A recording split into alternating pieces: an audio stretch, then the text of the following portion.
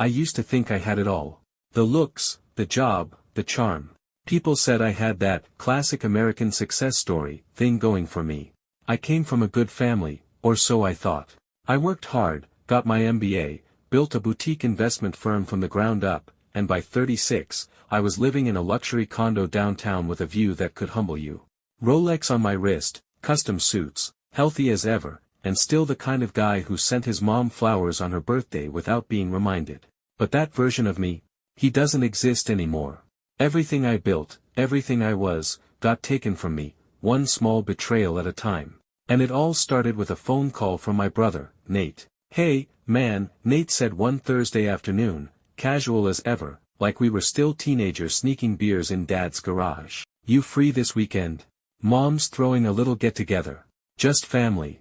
I hadn't been home in a while.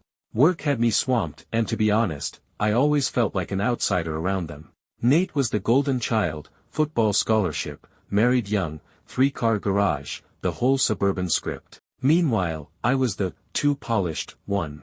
My family didn't understand me, but they liked to pretend they did. You know the type. Still, I went. Because that's what you do, right? You show up. When I pulled into my parents' driveway, everything looked the same. White siding, green shutters, Nate's SUV already parked out front, next to our dad's old Dodge Ram. Mom answered the door with that familiar smile that didn't quite reach her eyes. We did the usual, grilled burgers, played cornhole, drank lukewarm beers. Nothing seemed off until Nate made a toast at dinner. He stood up, raised his glass, and with this sly grin, said, "To family. The ones who stick around even when others forget where they came from." People chuckled. I forced a smile. It was one of those digs. I tried not to let it bother me.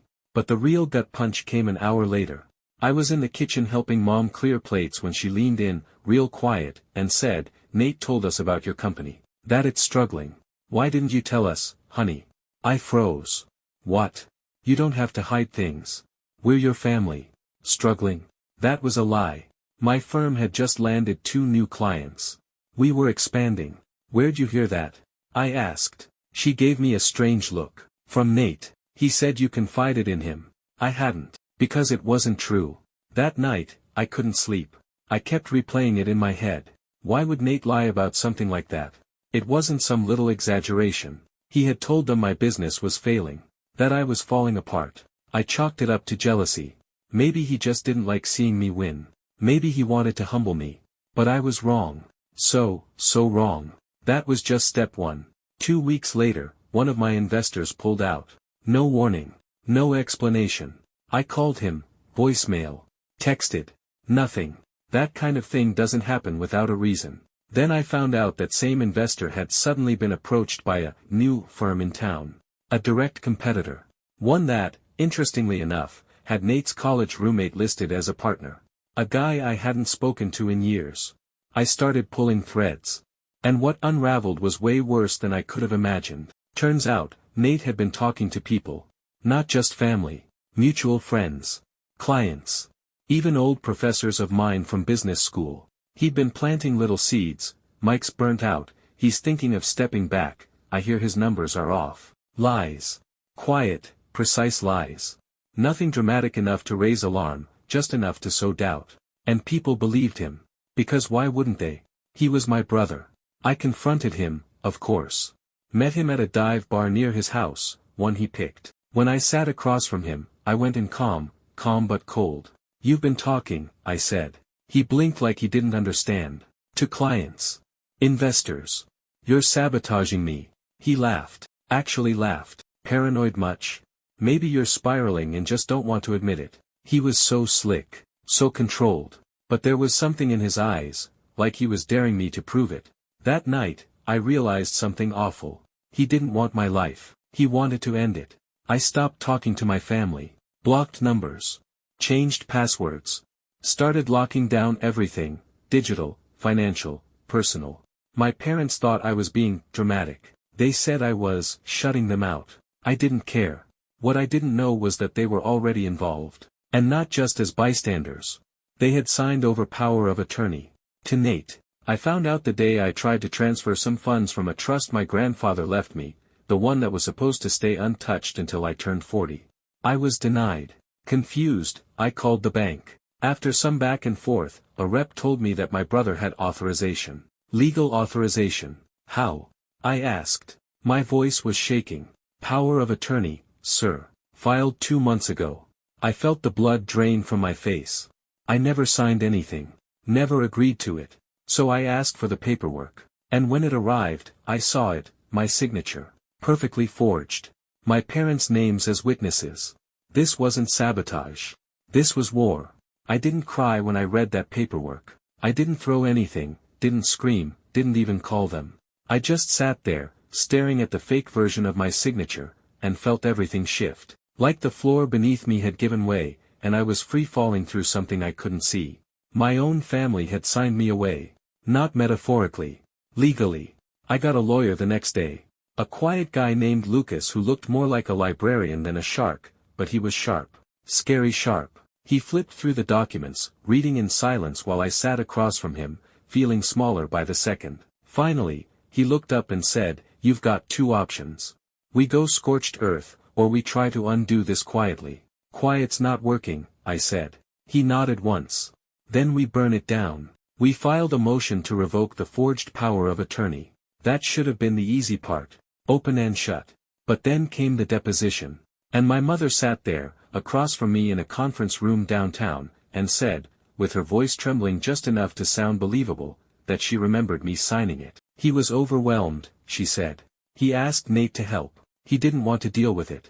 I stared at her like she was a stranger. And she couldn't even look me in the eye. My dad didn't show up. Nate? He showed up in a gray suit like he was on his way to a charity gala, grinning like the hero of some story I wasn't part of. And you know the worst part? The court bought it. The judge bought it. We didn't win. Not that round. A week later, my business partner, Maya, called me in. "We need to talk," she said, tone stiff. She'd been my right hand for 6 years. Helped me build the firm brick by brick. I thought if anyone still believed in me, it was her. "I'm selling my shares," she said. "And I think you should consider stepping away." I just stared at her. "Why?" "There's pressure. Clients are nervous. And there are rumors." I felt like laughing, but it caught in my throat. "Nate got to you too?" I asked. She winced. Not a yes, but not a no. Then she slid an envelope across the table. Inside was a printed thread, screenshots from some anonymous finance forum. All talking about how I was unstable, mismanaging funds, probably about to face legal trouble. One even said I was using client money for personal debts. All fake. All very specific. I looked back at Maya. "You really believe this?" She didn't answer. Just stood up, smoothed her blouse, and walked out. That night, I drank. More than I had in years. Sat on my balcony with the city spread out beneath me and thought, what's left? My accounts were locked in litigation. My name was poison in the industry. I had no family. No firm. And the one person I thought would go down swinging with me just walked out. I was stripped clean. Nothing left but me and the bones of the man I used to be. But here's the thing no one tells you about rock bottom, it's solid. You can stand on it. And once I did, I started to think differently. I stopped trying to fight Nate on his terms. Instead, I looked back. Way back. I remembered something from a year before. Nate had asked me to look over some real estate documents for a startup project he was trying to fund. I didn't think much of it at the time, just skimmed and gave him my opinion. But something about it lingered in my mind. So I called Lucas again. I asked him to dig. Not into the fake documents. Into Nate. 2 weeks later, Lucas came to me with a manila folder and a look on his face that I'll never forget. "Your brother," he said, "is playing a much bigger game than you thought." Turns out, Nate had built a shell company. Several, actually. And one of them had recently secured a government-backed loan meant for small businesses during the pandemic. Except this business. It didn't exist. No staff. No office. Just a P.O. box and some photoshopped documents. Fraud. Hundreds of thousands of dollars. And the best part? He'd listed me as a silent partner on one of the applications. My signature again. They were planning to hang me with it if things went south. So I did the only thing I could. I went to the feds. It was terrifying. Every step of it. I handed over the folder. Explained the forged docs. Showed them the trust paperwork. The financials. The shell corporations. I told them everything, even if it made me look like a fool. And then I waited. For 3 months, I lived in limbo. I was under investigation too, at first. The agents told me straight, if you're lying, we'll find out. But I wasn't. And eventually, they saw it. The pieces lined up. The pattern emerged. And the hammer came down. Nate was arrested first. Wire fraud. Forgery. Identity theft. A slew of charges I couldn't even keep track of. Then came the civil suits. Some of his assets were frozen. Some weren't even in his name, they were in our parents' names. Turns out, they weren't just blind, they were complicit. When they came to question my parents, my mom finally called me. Her voice was quiet, broken. "Michael," she said, "we didn't know it would go this far." "Yes, you did," I said, and hung up. I haven't spoken to them since. The story didn't end with me getting everything back. Life's not that clean. I'm still rebuilding. Slowly. The firm's gone. So is the condo. I live in a 1-bedroom near the river now. No view, but the water's close, and the air feels a little more honest. People don't recognize me the same way anymore. But I like it that way. Sometimes people ask me what happened with my family. I tell them the truth. They didn't ruin me, I say. They revealed me. And that's something they'll never get back. It's strange how quickly silence becomes a new normal. No more texts from my mom checking in. No sarcastic memes from Nate. No birthday cards, no holiday plans, no passive-aggressive guilt trips disguised as concern. Just, quiet. And I thought I'd be relieved. But when a family goes from tangled to non-existent, something in you still aches, even when you chose the cut. I wasn't cleared right away. The federal investigation into Nate's fraudulent companies was still ongoing, and since I was listed, falsely or not, I stayed in the crosshairs longer than I expected. They had to be sure I wasn't the architect behind it all. Lucas, my lawyer, was relentless. Calm on the outside, but I could see it in his posture. He knew this was delicate. One misstep, one overlooked email or signature, and it could tilt the whole case the wrong way. During that time, I had to meet with forensic accountants, investigators, even sit through a surprise visit from 2 agents who showed up at my apartment unannounced. "You know what really made the case?" one of them said quietly as he was leaving. "The photos." I looked up from my coffee. "What photos?" He hesitated, then just nodded to himself. "You'll see eventually." Weeks later, Lucas slid a flash drive across the table. On it were dozens of pictures. Of Nate, my parents, their backyard. But not just holiday photos or birthday parties. These were taken without their knowledge. From a distance. Through windows. Cars. A manila envelope resting on my dad's lap. My mom holding a document, pointing at it with her pinky raised just like she always did when she was nervous. Nate standing behind them with his arms crossed, watching. They were being watched long before they realized it, Lucas said. Turns out, this wasn't Nate's first scam. It was just the first one close to home. I sat there staring at the images for what felt like an hour. It didn't feel like revenge. It felt like mourning. Like watching the coroner unzip a bag and confirm what you already knew deep down, that something you loved had been dead for a while. You were just hoping you were wrong. At that point, I had 2 choices: walk away quietly. Take the moral victory. Rebuild. Dig deeper. Find out why they did it. Not just how, but why. Guess which one I chose? It started with an old family friend.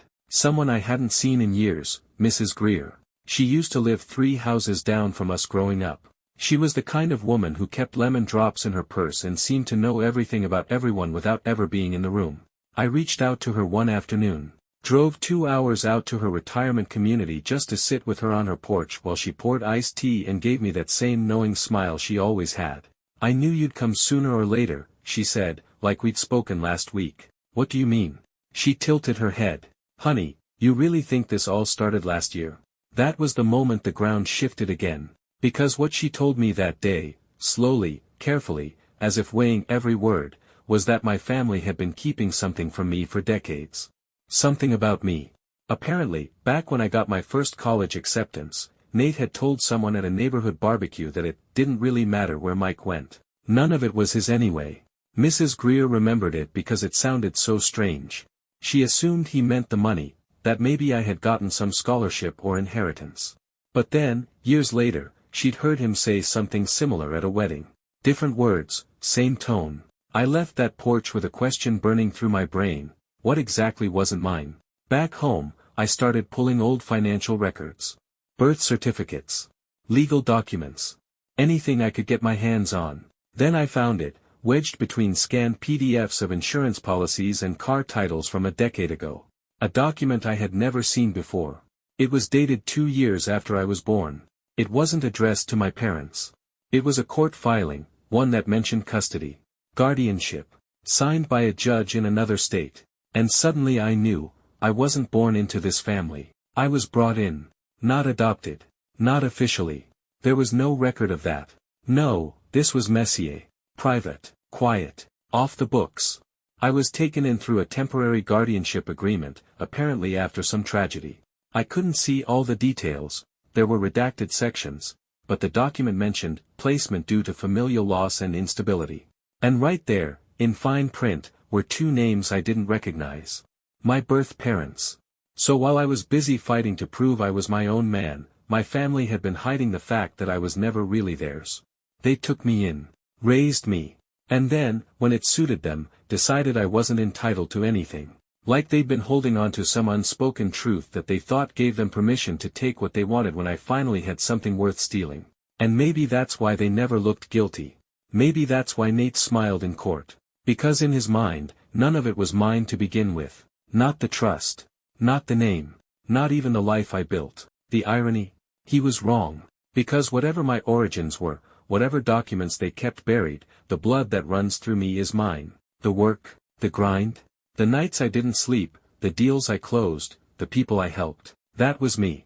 Not a family legacy. Not a name. Just a man who thought he had a family behind him, when really, they were just standing close enough to stab. When people talk about closure, they make it sound clean. Like there's this final chapter where everything gets explained, and you finally breathe easy, knowing why the people who were supposed to protect you decided to tear you apart instead. But I'll be honest, closure's a myth. What you get instead is clarity. And clarity isn't peaceful. It's surgical. It cuts straight through you. After I found the guardianship papers, I couldn't let it go. Lucas advised me to stop. You've got your name back, your accounts, your legal footing, he said. You don't need to stir up more. But this wasn't about legal battles anymore. This was about truth. And if I didn't face it now, I knew I'd carry the weight forever. So I tracked down the names listed as my birth parents. It took weeks. Old court records, archived phone directories, the whole paper trail dance. Eventually, I found them, both deceased. Died in a car crash when I was just a baby. The case was closed fast. No extended family capable of taking me in. No grandparents, no aunts or uncles. Just me. And one more surprise. I had a sister. Her name was Elise. She was 7 years older than me and had been in the car the night of the accident. She survived, barely. Ended up in long-term care for a while. Then bounced through the foster system until she turned 18 and vanished from every record I could find. For a moment, I thought that was the end of it. Another dead end. Until one night, I got an email from an unlisted address. Subject line, "You're looking for me." The message was short. A phone number. A first name. Elise. I stared at it for a long time. I had no idea what to say, how to even begin that conversation. How do you call someone and say, "Hi, I'm the baby you probably thought died 40 years ago." But I did. And she picked up on the first ring. We talked for 3 hours. Turns out, she'd been looking for me too. Off and on. She didn't know where I ended up. Said she always assumed I was adopted by a couple out of state. She never imagined I was raised by friends of our parents, people who were never supposed to take me in long term, but somehow kept me off the radar. She couldn't believe they raised me like I was theirs. She really couldn't believe what they did when I started succeeding. Meeting her in person was like looking in a mirror across time. Same eyes. Same stubborn chin. Same quiet fire. She was rougher around the edges, had lived a harder life than I had. But she was kind, sharp, honest in a way that made me feel like I was standing on solid ground for the first time in years. We didn't dwell on the past that first meeting. We just talked. About music, coffee, books. Then, finally, she asked me, "So, what now?" And I didn't have an answer. Not yet. The rest of the fallout played out slowly. Nate took a plea deal, he's serving time, no early release on the table. My parents lost almost everything in the civil suits. They moved out of the house. I don't know where they live now. I don't care. The firm never came back, not in the form it was before. But I started something smaller. Lean. Honest. Focused on transparency and rebuilding what I believed in. And the crazy thing? It's doing better than I expected. Turns out, when you stop trying to prove yourself to people who were never going to see you, you free up a lot of energy. Sometimes people ask me if I regret anything. If I wish I'd seen the signs sooner. If I wish I hadn't gone home that day Nate invited me back. And yeah. Sometimes I do. But then I remember that without that unraveling, I never would have found Elise. I never would have known the truth. I would have gone through my whole life thinking I was just less than, less loved, less trusted, less family. Now, I know who I am. Not because of what I lost. But because of what I survived. I still get that quiet ache sometimes. When the holidays roll around. When I hear someone call their brother.